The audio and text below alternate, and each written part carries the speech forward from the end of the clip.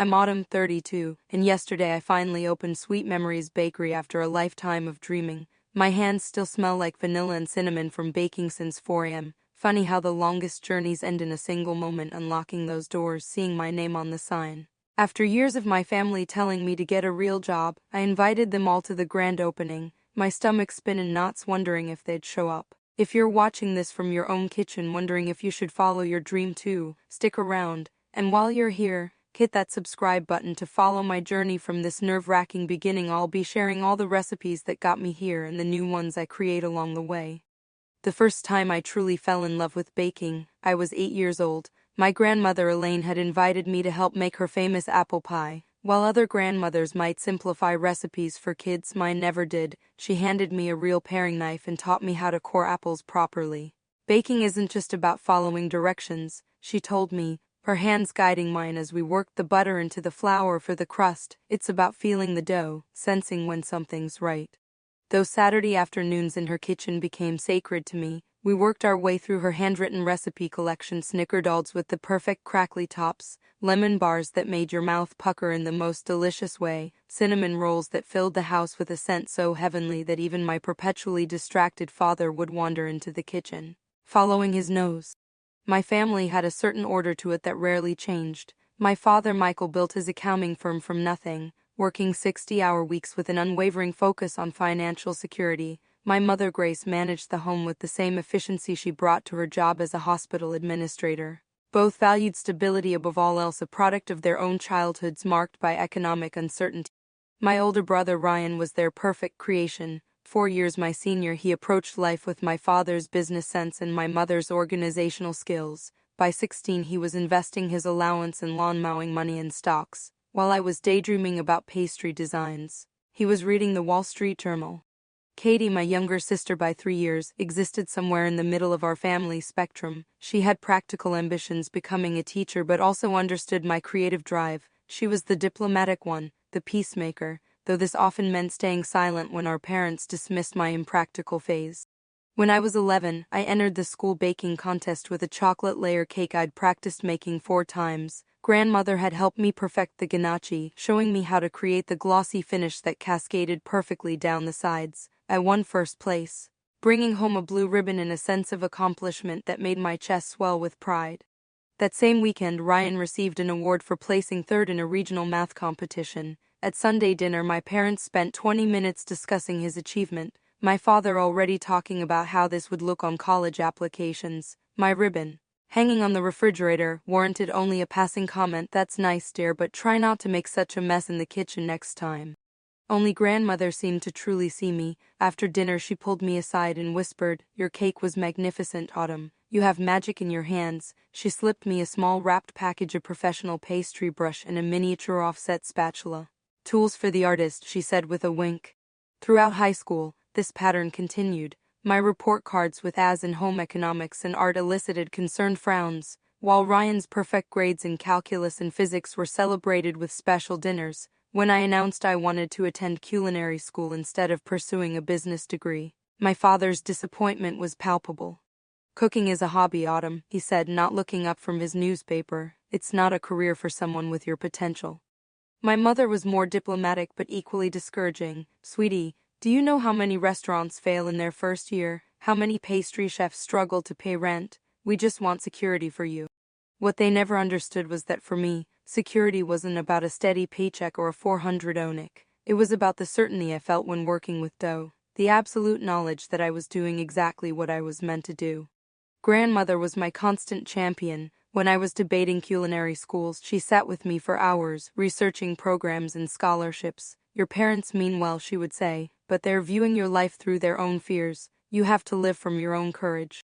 When I was 22 and in my final year of college, majoring in business to appease my parents while taking every culinary elective available, grandmother was diagnosed with aggressive pancreatic cancer. She declined rapidly, and within 3 months she was gone. I sat beside her in her final days, holding her frail hand. "Promise me," she whispered, her voice thin but her eyes still bright, "that you'll follow your heart. Life is too precious to live it for someone else." After the funeral, I was surprised to learn she'd left me a small inheritance, $15,000, and her entire collection of cookbooks and handwritten recipes. The money wasn't enough to open a bakery, but it was enough for culinary school, aside as her final vote of confidence. When I announced my decision to use the money for pastry school, my father called it throwing away your future. My brother Ryan calculated how much that money would be worth in 20 years if properly invested. Only Katie gave me a tearful hug and said, "Grandma would be so proud." With grandmother's recipes packed carefully in a waterproof box and her voice echoing in my mind, I enrolled in the pastry arts program at the Culinary Institute of America, determined to make her proud and finally pursue the dream that had been rising in me like well-proofed dough for as long as I could remember. Culinary school was nothing like the warm flour-dusted afternoons in grandmother's kitchen. Industrial kitchens with their stainless steel precision and military-like hierarchy were a shock to my system. The first time Chef Pierre bellowed time, and I had to step away from my incomplete pain de couche, I nearly burst into tears. Financial reality hit hard too. Even with grandmother's inheritance covering tuition, New York living expenses quickly depleted my savings. I took on 2 jobs, morning shifts at a campus cafe and weekend waitressing at a busy brunch spot. Between classes, practical kitchen hours, studying and working, I averaged 5 hours of sleep on good night. My parents' phone calls became a dreaded Sunday ritual. "How's the business degree coming?" my father would ask, still pretending I was pursuing his chosen path. When I gently reminded him I was in culinary school, a heavy silence would follow. Well, he'd eventually say, "When you're ready for a real career, I know several firms looking for marketing associates." My mother's approach was subtler but no less undermining. "Darling, you're looking so thin. Are you sure this schedule is healthy? You know, Melissa's daughter just got a wonderful position at an insurance company with full benefits." 3 months into my first semester, I nearly quit. After failing to properly temper chocolate for the 3rd time, watching it season to a gritty, unusable mass while Chef Dominique looked on disapprovingly, I locked myself in a bathroom stall and called Katie, sobbing. "I can't do this," I choked out. "Maybe Dad's right. Maybe this is just a stupid dream." Katie, in her gentle wisdom, said simply, "What would Grandma say right now?" I closed my eyes, picturing grandmother's kitchen, feeling her hands guiding mine. She'd say that mastery comes from failure, that every great baker has burned 1,000 cakes. "Exactly," Katie replied, "so go burn some more cakes." I hung up, washed my face, and returned to the chocolate station. By midnight, I had produced a batch of perfectly tempered chocolate, with a glossy finish that even made Chef Dominique nod approvingly. It was during those late-night practice sessions that I met Zoe Reynolds. While the other students were out drinking or catching up on sleep, Zoe and I could be found in the practice kitchens, perfecting our piping techniques or experimenting with flavor combinations.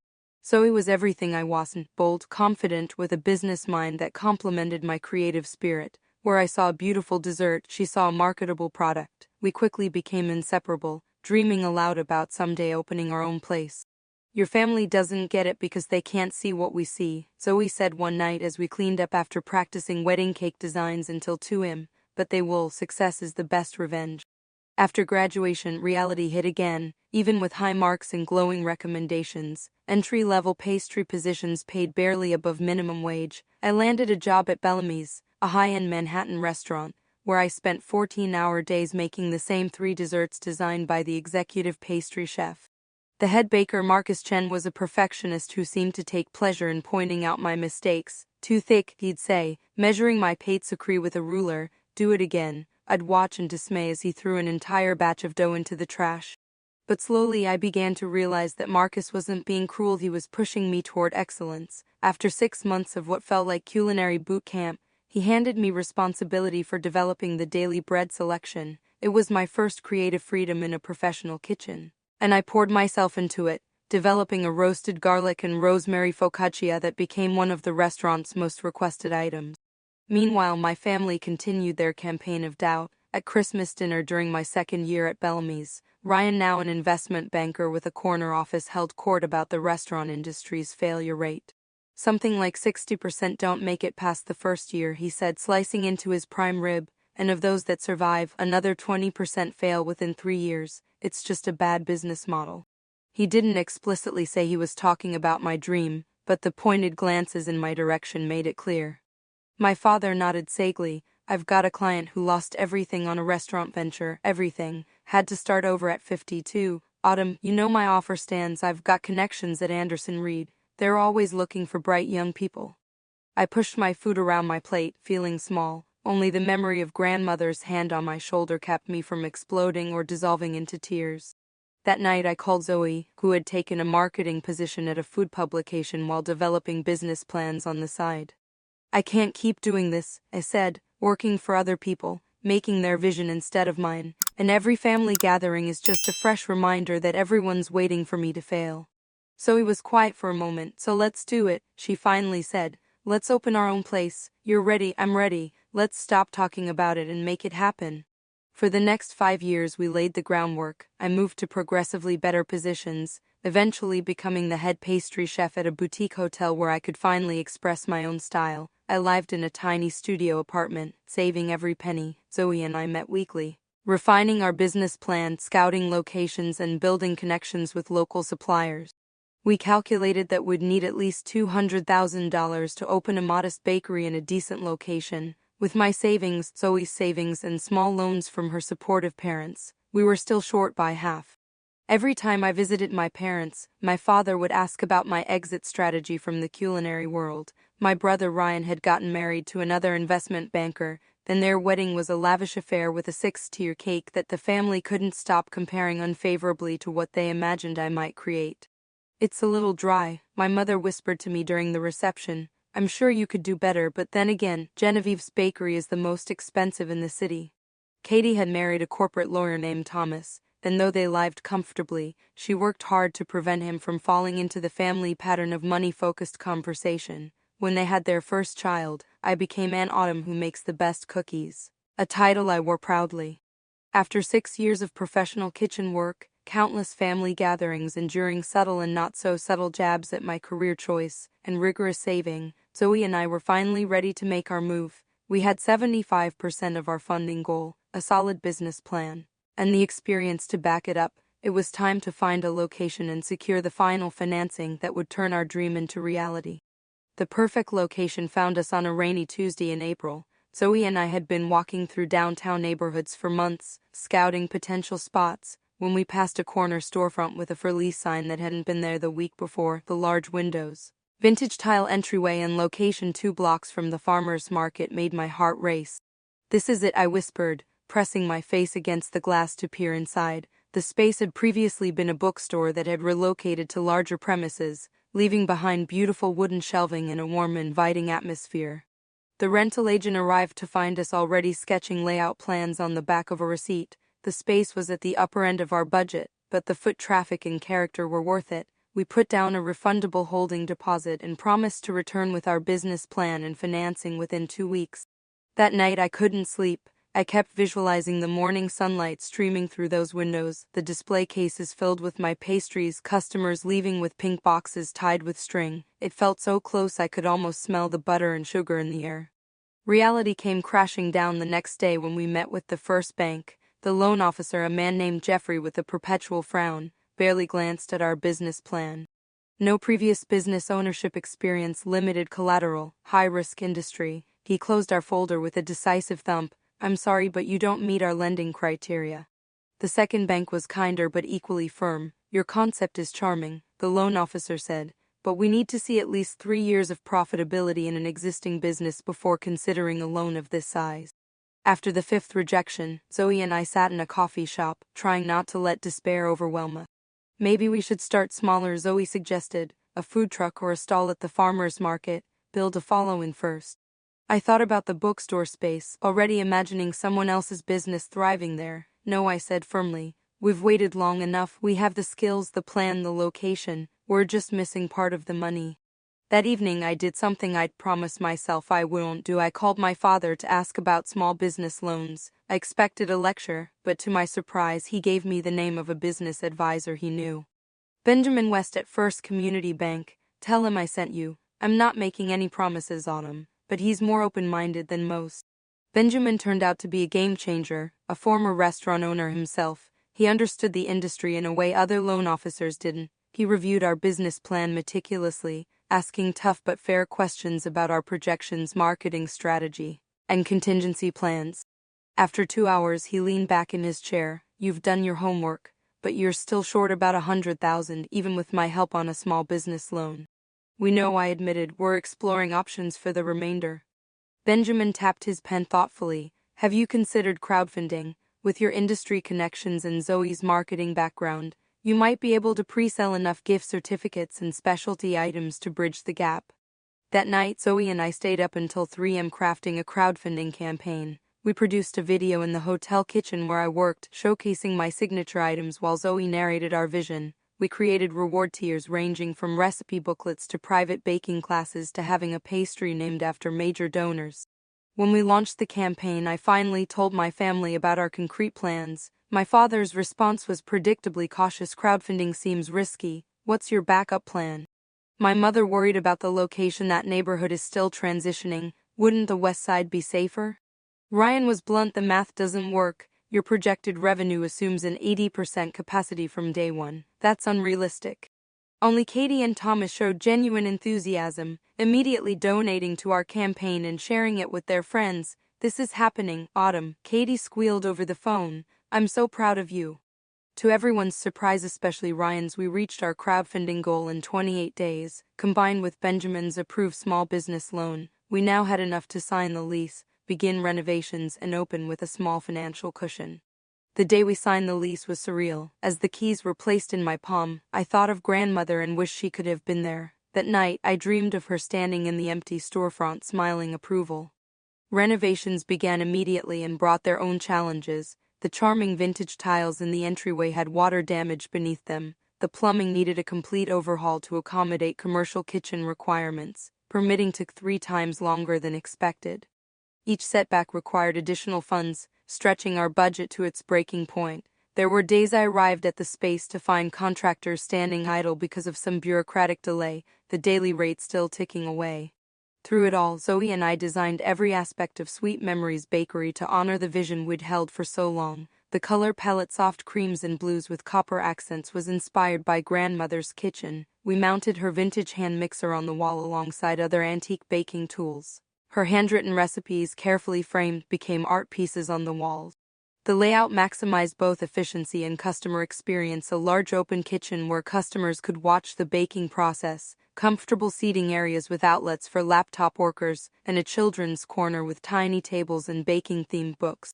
We hired our first employees a month before opening. Harper, a culinary student working part-time, reminded me of myself 10 years earlier, eager, talented, but lacking confidence. Jasmine brought 15 years of bakery experience and a calm demeanor that balanced my occasional creative frenzy. Developing our menu was the most joyful part of the process. I included modernized versions of grandmother's classics: her apple pie transformed into individual hand pies with salted caramel drizzle, her chocolate cake reimagined as decadent cupcakes with ganache filling. But I also created signature items that were uniquely mine: lavender honey shortbread, cardamom pear morning buns, and a sourdough that took 6 months to perfect. 3 weeks before our scheduled opening, my parents came to see the space. My father walked through silently, mentally calculating costs. My mother touched the countertops and chairs, testing their quality with the eye of someone who'd grown up with little. "It's nice," she finally said in the same tone she'd used to describe my elementary school art projects. "But so much money, Autumn, in this neighborhood." My father pointed out the foot traffic patterns, the parking issues, the nearby competitor. "It's not too late to cut your losses," he said, not unkindly. "This loan will follow you for years if things don't work out." I stood in the center of my nearly completed bakery, the space I'd dreamed of for 24 years, and felt a curious calm. "This is happening, Dad. The question isn't whether I'll open, but whether you'll be here to support me when I do." He looked surprised, then gave a short nod. My mother squeezed my hand before they left. That night, I sat alone in the bakery after the contractors had gone, running my hands along the cool marble countertops, testing the spring of the new ovens and imagining the cases filled with my creations. Despite my parents' doubts, despite the financial pressure, despite the 1,000 things that could still go wrong, I knew in that moment that grandmother had been right. This was exactly where I was meant to be. 1 week before our grand opening, I arrived at 5 a.m. to begin testing production timing with the staff. I flipped on the lights, breathed in the still new smell of paint and wood, and turned on the main convection oven to preheat. 10 minutes later, as I was measuring ingredients for the morning's test batch, a loud pop followed by an ominous electrical burning smell filled the kitchen. The brand new expensive oven, the workhorse that would handle 60% of our baking, was dead. The electrical panel showed signs of shorting out. "It's the circuitry," the emergency repair technician said 3 hours later, shaking his head. The whole control panel needs replacement. These parts have to come from the manufacturer. How long? I asked, already calculating the impact. 3 weeks minimum, could be longer with shipping delays. 3 weeks, our grand opening was in 7 days. We had pre-sold hundreds of items through our crowdfunding campaign that customers expected to collect starting next week. The replacement cost $12,000 we hadn't budgeted for was bad enough, but the timing was catastrophic. As I was frantically calling rental kitchen spaces to see if we could temporarily relocate production, my phone rang. It was Zoe. "My mom had a stroke," she said, her voice shaking. "It's serious. I need to fly home to Chicago tonight." My heart sank for my friend, but also selfishly for our business. Zoe handled all the operational details. I wasn't good at final vendor contracts, point of sale system setup, staff scheduling. We had planned final training for the next 2 days. "Go," I told her. "Family comes first. Keep me posted." I hung up and put my head in my hands, allowing myself exactly 1 minute to feel overwhelmed before starting to problem solve. I could handle the technical details in Zoe's absence. We could rent a smaller replacement oven temporarily. We would make this work. Then the health inspector arrived for our final check a day earlier than scheduled. 2 hours later, I had a list of 11 violations that needed to be corrected before we could open. Most were minor. A hand sink needed to be repositioned, certain shelving required non-porous covering, temperature logs weren't properly formatted, but collectively, they represented another $5,000 in days of work. As I was escorting the health inspector out, Harper caught me at the door. "I'm so sorry, Autumn," she said, eyes downcast. "I just got offered a full-time position at Westfield Resort. The pay is twice what you can offer with benefits. I need to take it." I managed to congratulate her while my mind raced through the implications. We were now down to one experienced baker besides myself, with no time to hire and train someone new before opening. After everyone left that evening, I sat alone on the floor of the bakery, surrounded by health department citations, oven repair estimates, and staff schedules that no longer worked. Our financial cushion was gone. If we delayed opening, we wouldn't make payroll for Jasmine. If we opened without resolving these issues, we risked failure or even being shut down. For the first time since signing the lease, I cried deep, body-shaking sobs that echoed in the empty space. All the years of work, the sacrifice, the family tension, the financial risk, it could all be for nothing.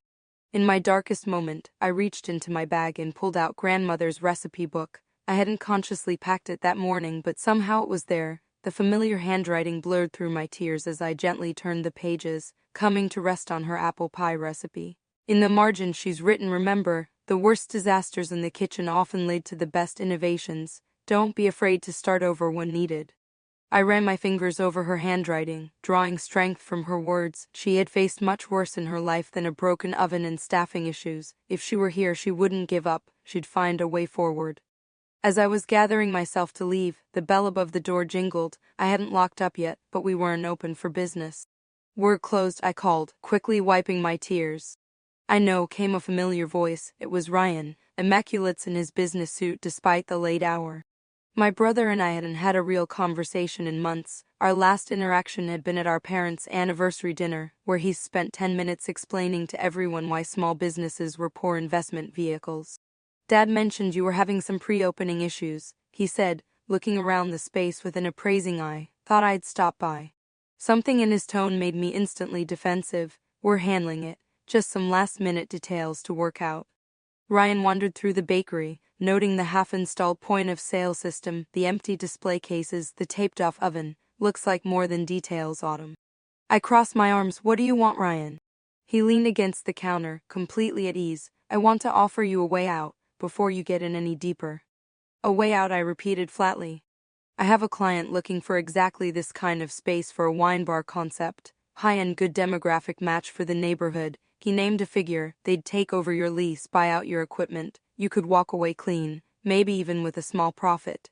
The number he quoted was less than we'd invested so far. It would leave us with debt, even after selling everything. "You want me to sell before we even open?" My voice was surprisingly steady. Ryan had the grace to look slightly uncomfortable. "I'm trying to help you, Autumn. This," he gestured around, "was a nice idea, a good try, but you're in over your head. Anyone can see that. Better to recognize it now than after you've ruined your credit and wasted years." In that moment, I saw clearly what I'd always suspected but never confirmed. My brother had never believed I would get this far. He'd been waiting for me to fail all along. Perhaps he's even wanted it, to prove that his path was the only valid one. "Get out," I said quietly. "Autumn, be reasonable." "Get out." I pointed to the door. "You've never supported this dream. You've never supported me. You don't get to swoop in now and save me by helping me quit right before the finish line." After he left, I locked the door and leaned against it, shaking with anger but also with a strange sense of clarity. If Ryan thought I was ready to give up, he didn't know me at all, and if he believed the bakery was doomed, I was now even more determined to prove him wrong. That night I made dozens of calls to culinary school classmates, to former colleagues, to chef friends. By midnight, I had a loaner oven secured from a restaurant supply company and a temporary replacement for Harper, a former coworker named Daniel who could start immediately. I stayed until 3 a.m., systematically addressing each health department citation, creating new temperature log formats, ordering the required shelving materials, and reorganizing the prep schedule to account for our reduced oven capacity. When I finally left, exhausted but resolute, I knew we would still make our opening date. It wouldn't be the perfect debut I envisioned, but Sweet Memories Bakery would open its doors as scheduled, and I would be standing behind the counter, proving to my family and perhaps to myself that I could do this. Broken ovens, staffing issues, and doubting brothers be damned.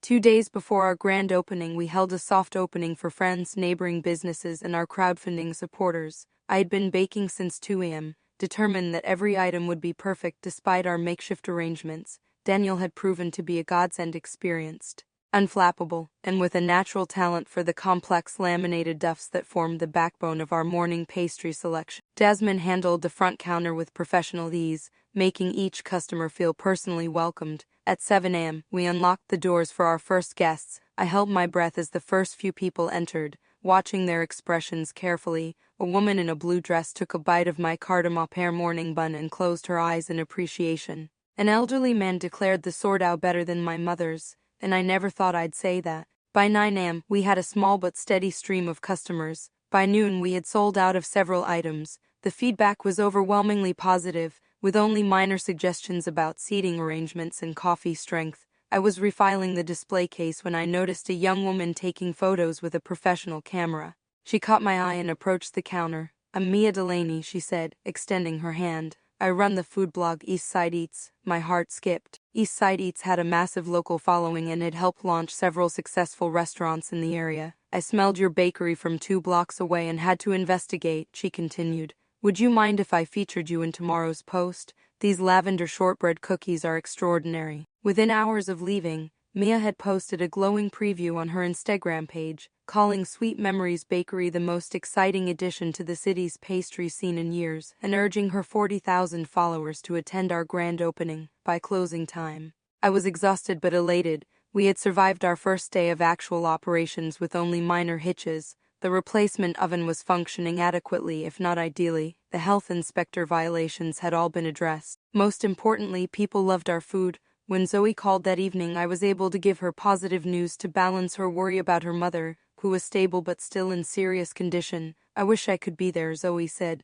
the guilt evident in her voice. "Your place is with your family right now," I assured her. "We've got things under control here. Focus on your mom." After hanging up, I sat down to write the formal invitations to my family for the grand opening. Despite our soft opening success, I still felt nervous about having them there, especially Ryan. But this moment was too important not to share with them, complicated as our relationships might be. For my parents, I wrote a simple note. "After all these years, Sweet Memories Bakery is finally opening its doors. Your presence would mean the world to me. Saturday, 7 a.m. With love, Autumn." For Ryan and his wife Rebecca, I was more formal. "You are cordially invited to the grand opening of Sweet Memories Bakery, Saturday, 7 a.m. For Katie, Thomas, and their children." I added a personal touch. "Can't wait to see my favorite niece and nephew. Special treats waiting for them. Saturday, 7 a.m. Love you all." I mailed the invitations with a mixture of hope and dread. Part of me feared they wouldn't come at all. Another part feared they would come and find reasons to criticize or doubt. Either way, I was moving forward.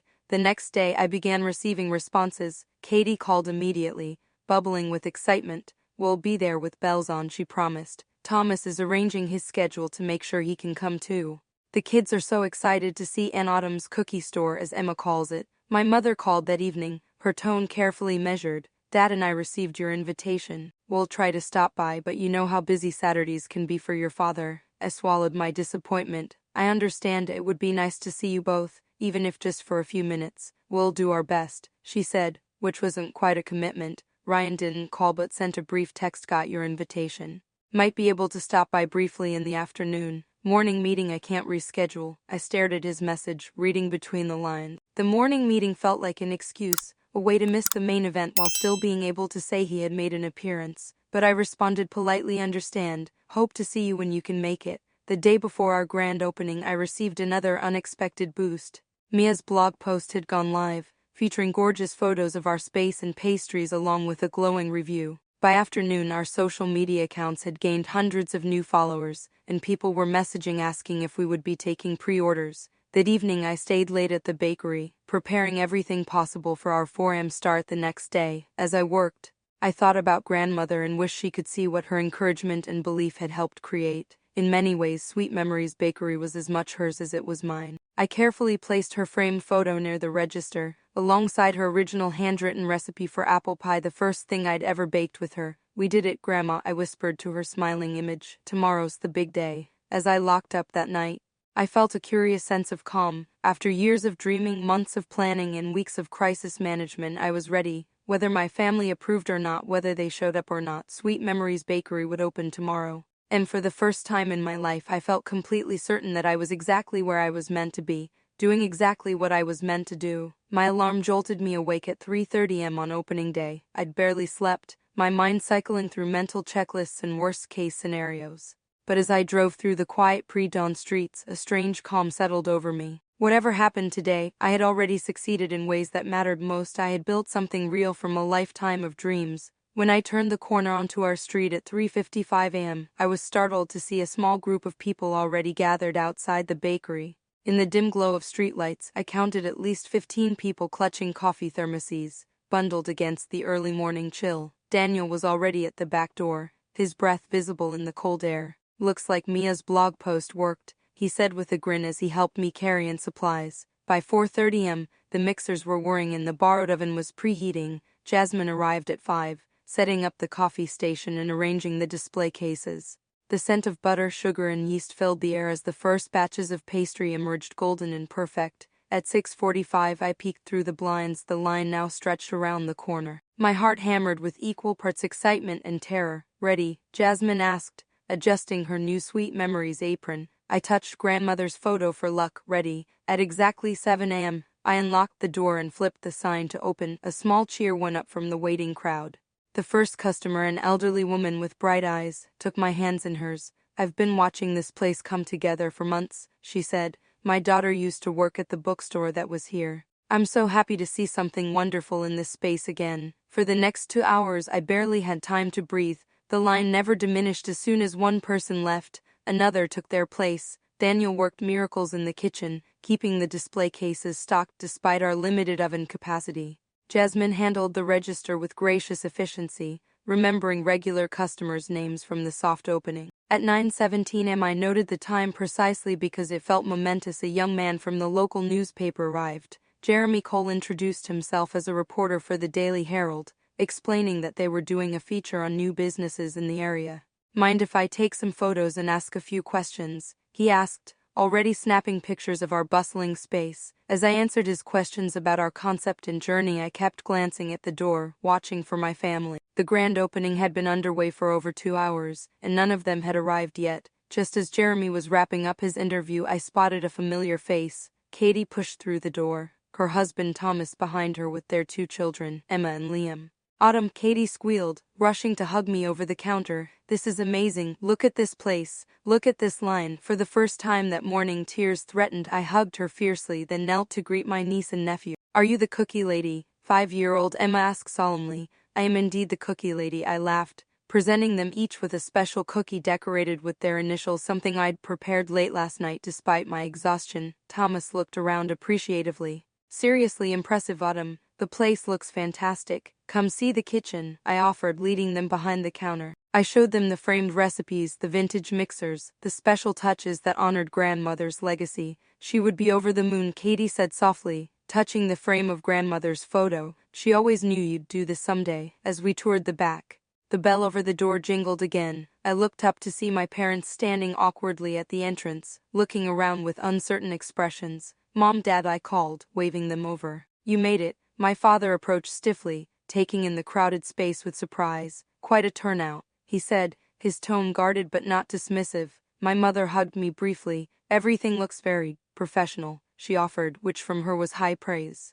"You've done a nice job with the decor. Very cute." I swallowed the familiar sting of their faint praise and focused on the positive. "Let me show you around, then you can try anything you'd like on the house, of course." As I led them through the bakery, my father pointed out things I might have done differently. The register should face the other direction, and the seating arrangement wastes space. My mother touched the marble countertops critically. "These will be hard to keep clean. And the location is still concerning, Autumn. This neighborhood." I noticed she trailed off as she observed the diverse, enthusiastic crowd filling our seats and lining up to order. It didn't match her perception of the transitioning neighborhood she had warned me about. I offered them our signature pastries, watching closely as they took their first bites. My father nodded noncommittally, but my mother's eyes widened slightly at the cardamom pear morning bun.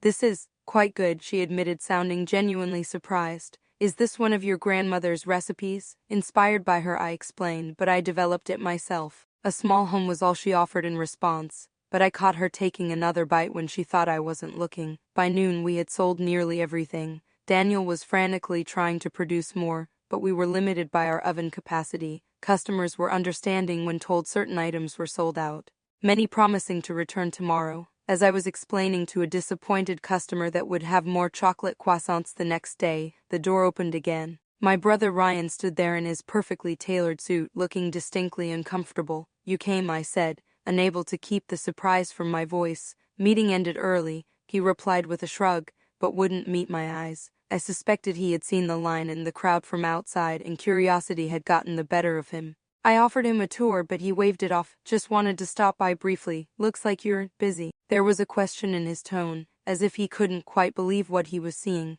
"We've been slammed since opening," I confirmed, allowing myself a small satisfaction at his evident surprise. "We've nearly sold out for the day." Before he could respond, Katie approached, her expression cool. She and Ryan had always had a strained relationship, made worse by his dismissive attitude toward my bakery dreams. "Ryan," she greeted him, then turned to me. "Autumn, I want you to meet someone. Thomas has been talking to a friend of his who writes for Food and Wine. She's here and would love to meet you." As Katie led me away, I glanced back to see Ryan standing alone, looking out of place amidst the warmth and bustle of my bakery. For a moment I felt a twinge of sympathy.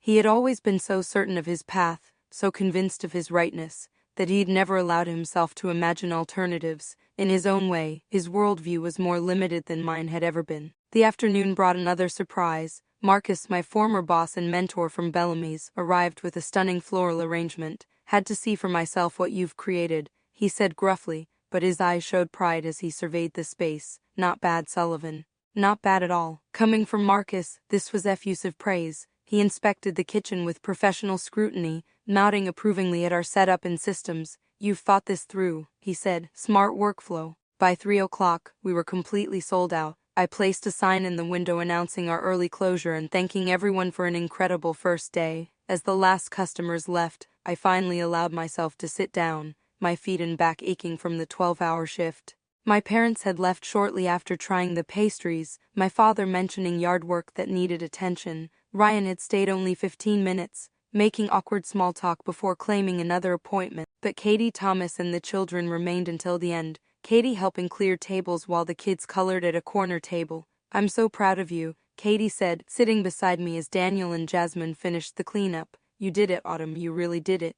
"We did it," I corrected, thinking of Zoe, who I'd texted updates throughout the day. "And we've got to do it all again tomorrow." But as exhausted as I was, I felt a deep, glowing satisfaction that no amount of fatigue could diminish. Sweet Memories Bakery had opened its doors and the world had responded with enthusiasm. The years of doubt, struggle, and family tension hadn't been able to stop this moment from happening. As I locked up that night, I paused to look back at the space, now quiet but bearing the evidence of a successful day. Empty display cases that had been full, tables that had hosted dozens of conversations, a tip jar overflowing with appreciation. I touched grandmother's photo once more. "We did good today," I whispered. "Really good." After the last customer left and the final surface was wiped clean, Daniel, Jasmine, and I collapsed into chairs around one of the cafe tables. The silence after the day's constant bustle felt almost surreal. I think this calls for a celebration, Daniel said, producing a bottle of champagne from his backpack.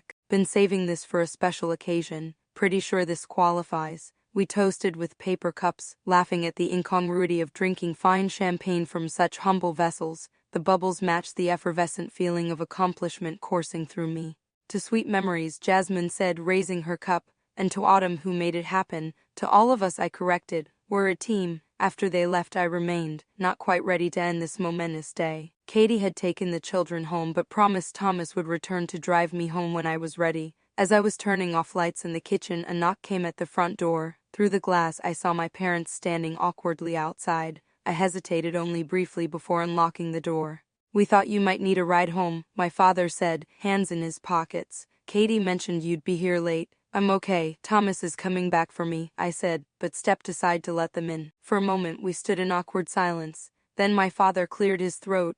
"The turnout today was impressive," he said finally. "You seem to have a real following already." "The food blogger helped," I acknowledged. "But yes, we did much better than projected for our first day." My mother touched one of the framed recipes on the wall. "Grandmother's snickerdoodles. Your grandmother would have loved this place," she said softly. "It has her spirit." Coming from my mother, who had often been at odds with her mother-in-law's more bohemian approach to life, this was an extraordinary concession. "I've been thinking," my father said, inspecting the vintage KitchenAid mixer displayed on a shelf. "Your business plan.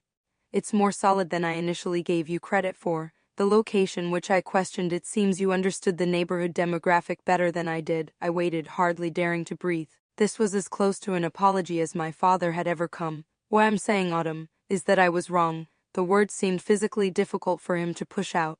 "You've created something viable here, something with real potential." My mother stepped forward, taking my hands in hers. "We were afraid for you," she said, her eyes shining with unhid tears. "We've seen so many small businesses fail, so many dreams crushed. We thought we were protecting you." "I know," I said, and I did. Their caution had come from love, however misguided. But I needed to do this. I needed to try. "Well," my father said, gesturing around the bakery, "you more than tried. You succeeded, and we're proud of you." The words I'd waited decades to hear nearly broke me.